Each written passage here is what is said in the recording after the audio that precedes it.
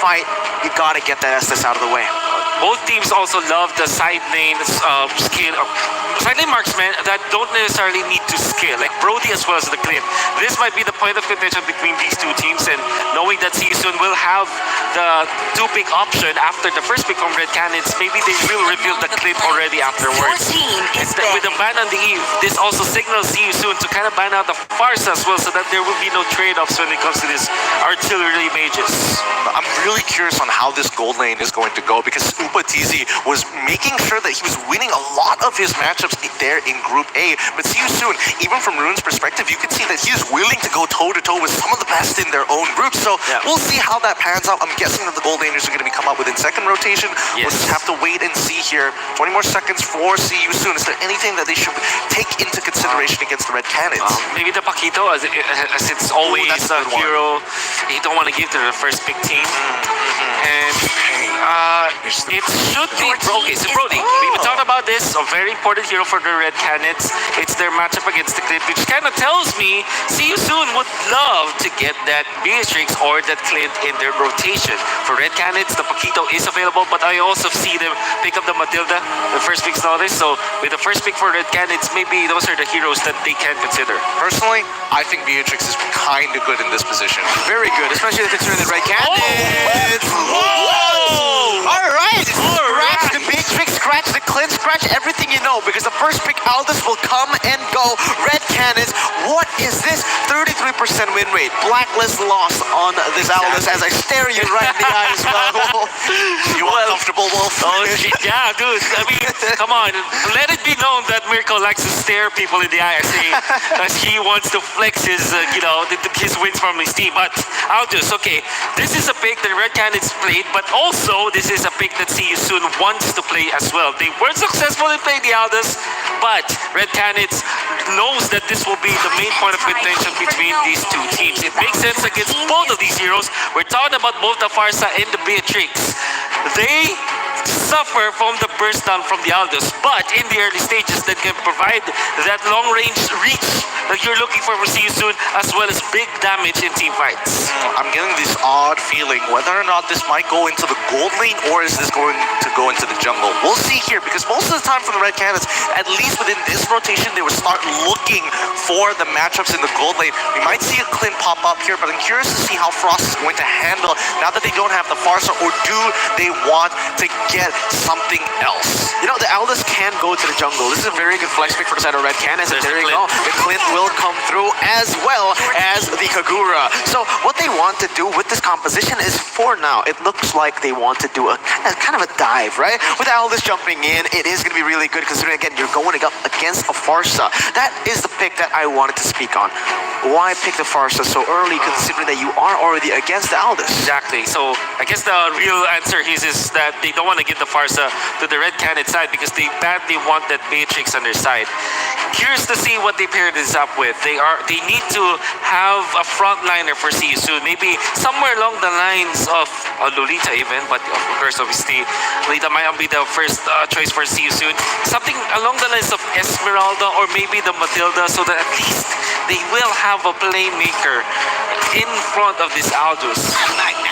Let's see well, I mean, I'm not entirely sure how much of a playmaker Barras really is at the end of the day, except for the Daytona's welcome, but I think this is a very good option considering how the Red Canids like to play overall. Barras, at the very least, you pick Aldous, you're not going to be able to one-shot me for a large majority of the game, and even when you're fully stacked, it's still going to take at least 2 to 3 punches. Good rundown against the Clint, because if the Clint is going to be played in the Golden, which it will be, the Flicker is the only option for Upatizi. It also means that if you are the Barrets, you can run him down. Force the Flicker, then eventually Flicker yourself, and then pop the Daytona's welcome. You'll be good for the team fight.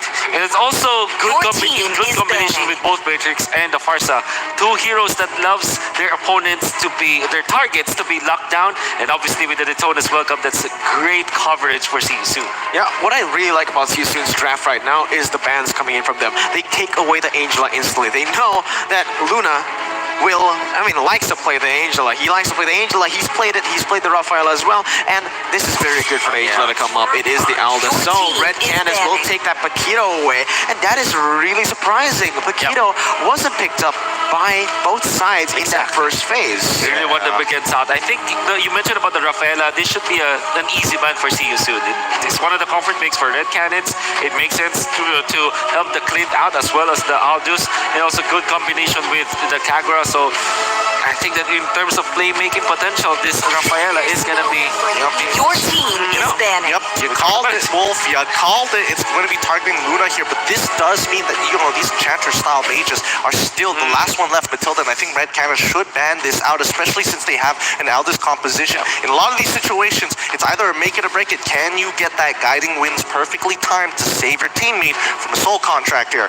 More importantly, when we're looking for the Red Canada side, I am hoping so much that Luna is going to be picking up something along the lines of maybe what's it called? A Lolita having one of the best win rates here so far here at the M3. Amon gets back. Yep, the face of the playoffs, as I call it. Matilda is gonna be picked, and I've always been talking about this Florian pick.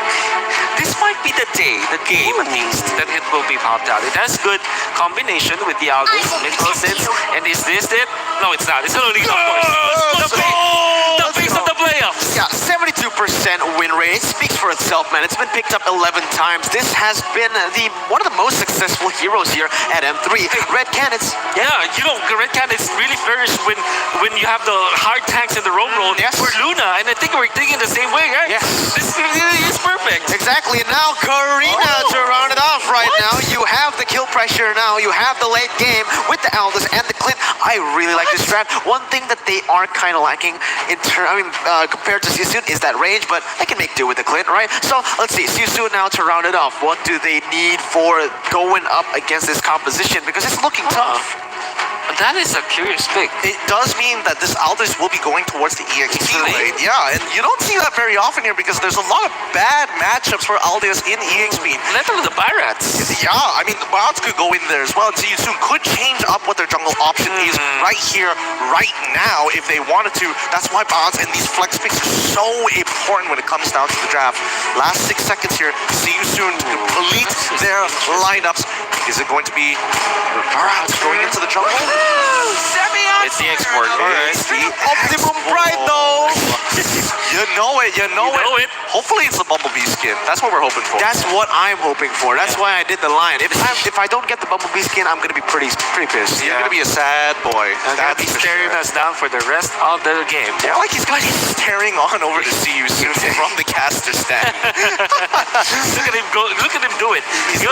He's like, you know what skin you have to pick, but both coaches fist bump each other as we know that this is going to be high stakes, high pressure for the last best of 3 of today. The compositions are set and momentum is so important in this matchup. Yep. Again, looking at the compositions, let's get down to business here. Honestly, let's say that for me, I don't know why, but I like those crazy picks coming from Red Canids, and I might have to side with them. It's very difficult to side on the XP lane now, at least for me. Then again, I don't like the export balance. It's way too safe for me, at least. We'll see you soon. Really? This is very standard. I mean, of course you're gonna run over your opponents with both the barrels as well as the export. I mean, this is a balance XP. This is the balance jungle anyway, so that's their main idea. But again, it's way too safe for my own taste. No, it's not. It looks like Felix is going to be on the export this time, not the Barats in the jungle. Kind of interesting here. Welcome to game number 1. And immediately we're seeing Jumpstyle getting completely zoned out here. Luna not exactly sitting by to actually help him out, forcing Frost to get level 2 as Felix will continue to control this lane. I'm so sad it's not the Bumblebee skin, but alright, whatever, right? But this is just Cambodian aggression. As you can see, Boxy already on that Matilda, just being such a nuisance, taking jumps down to a quarter of health in the first minute of the game. How annoying is that, dude? It's very annoying. And this is the greed that we came out from Red Canids, and they have to suffer for it all the time. When we say there's a greedy strategy, you always fail in the early stages because you're easily, it's easy to contest you. Oh, there we go. First blood already achieved by CU soon. First blood, Fire Razor going over to CU soon so far. Jump style is hitting his level 3, which is a good timing, but Hoove already at level 4 here. I think Luna may not necessarily be comfortable on this Lolita. He is using that shield to try and block the flame missiles, but the flame missiles aren't considered a projectile. Oh, this is just not good at all for the Karina, man. He's not getting anything in the jungle. Look at Hoove, level 4 already. And to make it even worse, that Aldous already dying. That, honestly, he was just way too overextended in that lane. He shouldn't have gone for that farm. He knows that he was already chunked to very low HP in the first level. He still tried to force it, and he paid the price. Yeah, I think he put a lot of emphasis on this Lolita. I mean, for sure there's a stun, but you always have to look for the stacks of the export. If you're overheating already, try not to engage in the export. Just wait for the time to reset that debuff. You know, speaking of the export, let's look at what's going on bottom side. Is who will be able to take this? Red team has respond by matching and going on top side. Rune is on the run, but Boxy is there to help him out. Aldi's, on the other hand, can't do anything about this situation. The aggression from the Red Canids being thwarted by CU soon as they profit off the gold down on bot side. 1,000 gold lead already for CU soon, just with 1 kill on the board. That just shows how much more farm they're getting all over the map. In that top side, in the jungle, and in that bottom side with the Aldous just completely zoned away off the creeps constantly. I think it's more of the fact that they're taking away some of the gold from the Red Canid side. So they amassed their lead because they took away so much of the jungle on the Red Canid side. And this is because of the fact that you're playing the Karina against the jungle Barretts. Normally, if you have the jungle Karina with, for example, something like Matilda or maybe Rafaela, you get some little bit of help. But with the Barretts going with this Matilda, the Matilda Express, Matilda Airlines, to go with the Barretts, this is a flying dinosaur, man. It's going to be very scary in the early stage of the game.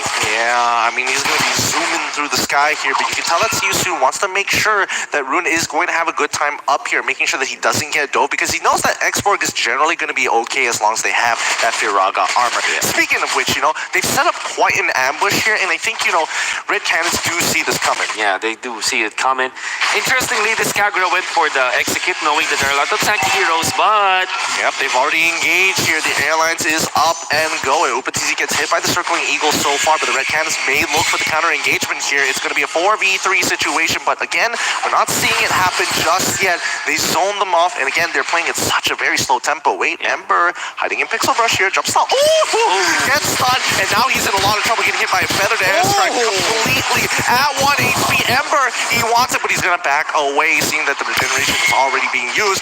Don't forget, they're chase Fate down on bot side again. I think that's what really turned the tides there, as Ember made a quick decision to not continue. That was great. Did you not? Ember literally hit every feather airstrike on to his opponent's jump style there. So the thing is, for CSU right now, they have everything going. They were winning the top side, ganking it around, and they are winning that bottom side. The thing is, for Red Canids, they don't have any winning sides at this point. That's why it's so hard for them to look for trades. And on the board, it's going to be the bottom side. Oh my goodness, he hits the stun. Akashi gets hit by the feather airstrike as well. The last standing going to secure that dive. My god, but on top side, even Rune's getting attacked. Luna, he can actually secure this kill with the stun. He finds it, but it's given over towards the support. A little sad there as Jumpstyle was on his way to secure that kill. However, if you continue to see CU soon, they will need to start vertically jungling now. Yeah, good read coming out of CU soon as they saw that this was quite deep. He tried to clear the wave as soon as possible as they were taking the turtle. And afterwards, they just run straight through the bottom lane. Now they will be able to get a push. That will be a mirror movement, however, from Red Canids. If you said this, personal jungling coming up from Jumpstyle, this is perfect because at least he gets a little bit of a break against the aggression coming up from the Barretts. You know, speaking of aggression here, Boxy already with Circling Eagle on top of Frost forcing the feathered airstrike here, but Luna's in so much trouble. He flickers out of the way last time he could secure that kill. Felix has slayed Luna here as Upatizi walks into the jungle to see Boxy, but Boxy is going to be pulling on Hoove. Upatizi cannot deal with this line of tank in his face, and he's already lost the mid-tier 1. That is such an important objective.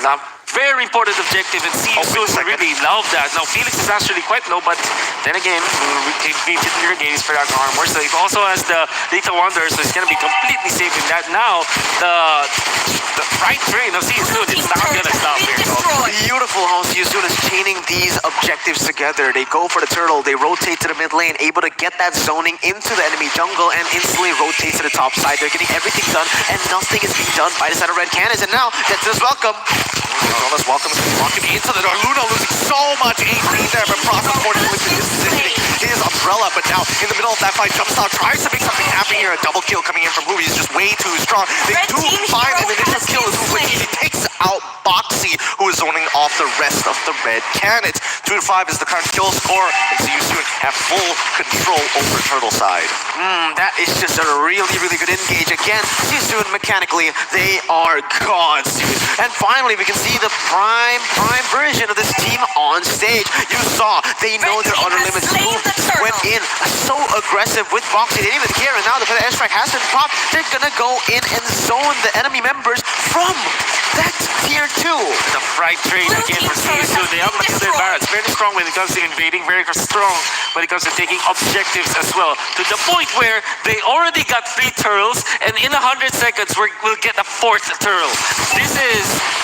This only happens when you're too quick on taking your turtles. Because it spawns every 2 minutes, and if you're correct in doing this, man, they're gonna get so much gold on top of the 4.4k lead that they already have right now. Yeah, this is kind of ridiculous here because Yusu is taking full control and abusing the red Canids in pretty much every side lane, every lane here, and even the jungle, they're pressing their economy. More importantly so, here comes Yusu going to punish Luna once again for face checking the Brush Feather airstrike as well as circling Eagle. He manages to pull up the shield, protect himself from the Soul Blue, but that's another tier 2 guaranteed to fall under the pressure of Yusu. Akashi on top side, going to continue to farm. His time is running very, very thin. Yeah, let's talk about the brilliance of the CSU rotation so far, right? As you can see, every time before and every time they go for a fight, every time they go for a trade, it's always to set up an objective. You can see it. It's aimed so well that you don't realize it, but you can see right here as well. They back off very well, and boom, bada bing. Yep, they initially missed that. Oh, they initially moving on black, but they do take a hoop in the process. It's going to be Akashi who gets taken out 1-for-1 trade so far. Could have looked a little bit better for either side, but Luna, he needs to make sure he doesn't give over another kill over to CU soon with their 5k lead. They want to crack open this mid tier 2 as Feather Airstrike is going to be dropped to zone off the rest. CU soon playing the siege composition perfectly. Beautiful things again from CSC, and I want to re-elaborate that. The fact that they're able to chain these literal kills, not even kills sometimes, just a poke to get that turret. Look at the positioning of every single member, and by every single member, I mean literally everyone, all right? They have the front line going in onto that front, zoning away the members. They have the people who have the range, like Rune and Ember, on the sides of the jungle, and they just position it so well. That siege was always so beautiful from this team. I wonder what season did after the group stages. Maybe they went in and maybe to a mountain or maybe a good nature trip. Maybe to the Meditating. beach of Sentosa. Maybe just meditated and now waking up in a good fashion. This is the season that we are expecting, expecting in the group stages, and now they're showing up. Gonna be taking the Lord. They didn't get the 4th turtle, but at least they'll get the first Lord 9 minutes and 38 seconds in. Right, this is going to be the very first Lord here. They're doing it early. They want to press their advantage. Felix actually purchasing an Ice Queen's Wand, and that's going to be super important for these upcoming fights because that just means that Akashi won't necessarily get onto hit the right targets as quickly as before, especially when it comes down to overheating as well. Ooh, once that true damage comes in, it's not going to matter too much. Oh man, so many things can be said about how they were able to position themselves, not only in the team fights themselves, but also in the map. Look at this, they're freezing the lane. No, they're not freezing the lane, Wolf. Are they not? They are slow pushing the lanes. Okay. Look at it building up. This is beautiful. This is so rarely do we see this happen, but look at it. It is going to be 2 waves in total in every single lane. That build up is just so beautiful. Look at the way they literally calculated when to kill the minions, and now it is going to be 3, basically 6 waves coming in at the same time. All right, here comes the Crash Feather Airstrike coming up and targeting Luna almost immediately. Lord is down, but now Boxy coming in pretty hard on top of Akashi, but Wolf decides not to do it. Luna Blast to try and zone them out. Manages to cancel the Daytona's welcome. They do break open bottom inhibitor very relatively quickly. Good defense coming in from the red Canids. He's only able to take one inhibitor off of that very first Lord. Big win, but this might continue some more as they want to break open. Then this next inhibitor, Feathered Airstrike coming out of Ember once again. And there you have it, another mid inhibitor given over to See You Soon. Ibir's Passion is already pushed out as well. And See You Soon, are they going to go for one more inhibitor? Yeah, they are. And the thing is, they have everything.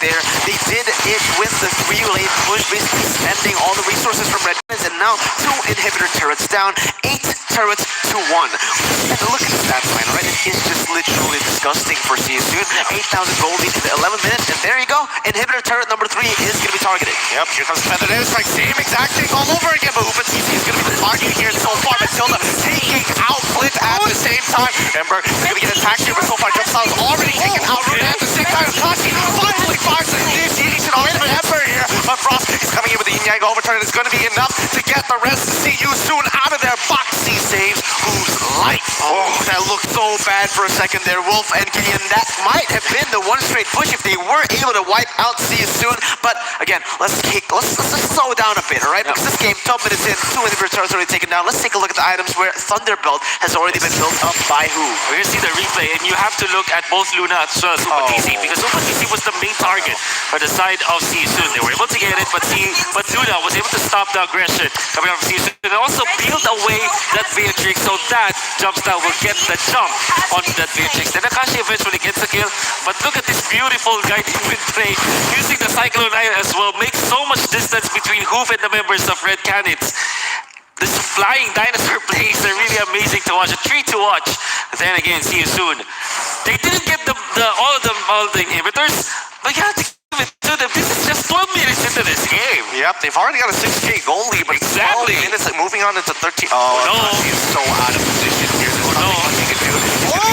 He might actually take a comes to save his life, but it's a little too late. But now this is so great for Jumpstyle. They've got nothing left. Who is next to ball? He gets the reset. He takes out Ryan as well. Lashes out, and he does not connect with the Winter Truncheon to protect himself. What a play off of the bait from Akashi. This is Brazil. Red Canids are still in it to win it.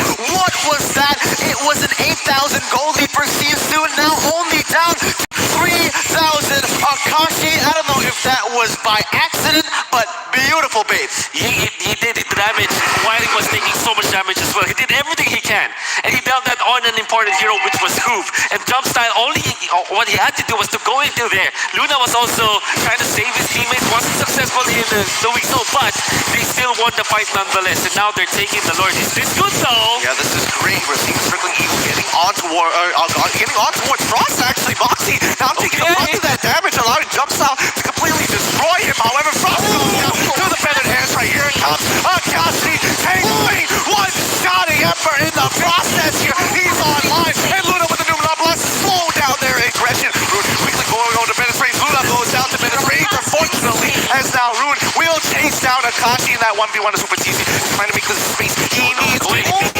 He's almost never left setting. Will he connect? No, it does not. He will crack open. Oh no, he actually doesn't crack open his resurrection. Yes, he did. He found it. Immortality. Can he get out of there? No. They're just gonna run it down. UPaTizi. Get out of it, UPaTizi. He does it. And Oof, he's just gonna stop the recalls. BNP trying to move, but no. Frost is back up in time. Oh, this game is on a knife's edge. Big Mobile Legends, baby. UPaTizi with that beautiful play to save the game for the Brazilian champions. The crossover, the footwork coming out from UPaTizi was just phenomenal. Actually, if you're looking at both Phoenix and Hoof, they thought that they had it in the bag already. They weren't really trying to outplay UPaTizi, while UPaTizi trying to just move away from them. Just the pixel perfect movements coming up from UPaTizi so that he's gonna be able to dodge the last insanity, and he's not in range of the attacks of Hoof. That's why Hoof had to back up for a bit, get some stacks with a big guy. And because of the damage output already that we can see from UPaTizi, he's already a threat.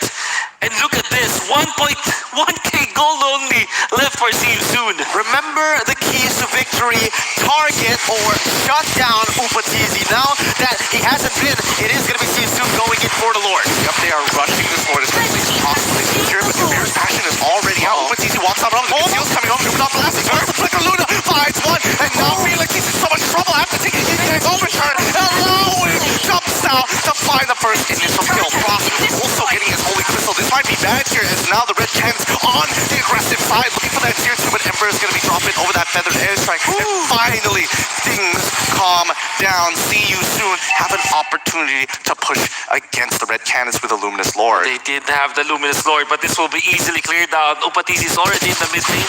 The lack of the Barras for See You Soon signals that they don't really want to fight. Or will they? They're grouping up. They're going to go to the mid lane. Oh, they want it. Boxy, he's going to look for a jump style. No, maybe even Upatisi, but Luna is making sure he's standing right on top of him to minimize any kind of damage. Nakashi also on the side. Oh, let's see what happens here. Gideon, Akashi! Cancels it. Akashi now in some trouble. Will try to take out Root as quickly as he can, but no, the Flame Stoke is going to knock him out. And there you have it. Akashi has fallen. See you soon. Find one in the bag for the Red Canids. Back to wave clearing. Flicker from Boxy. That might be it, honestly. That might be it, man. Akashi was the main reason that Ember wasn't able to do the damage on the fight, but there you go. Oh no, wait, they actually find Upatisi with the feathered airstrike, and now they're going to commit to the full fight. Luna doesn't have the flicker to save him with the Numen Blast, but the Circle Eagle finishes off Upatisi. See you soon. Now on the advantage here. Here comes Jumpstart getting on top of Box. Ember is so close to dying. Close attack now. Not enough. Foxy saved the feathered airstrike, allowing the zone off Frost. That's going to be a GG. Well played to the Cambodian representative. See you soon. Take game 1. Back and forth here and there. It's going to be See You Soon, the Cambodian champions, taking 1-0 the lead in this series. For all the entire game, it was See You Soon in command. They have punished the greedy lineup of the Canids, but there came a snap. Red Canids took over.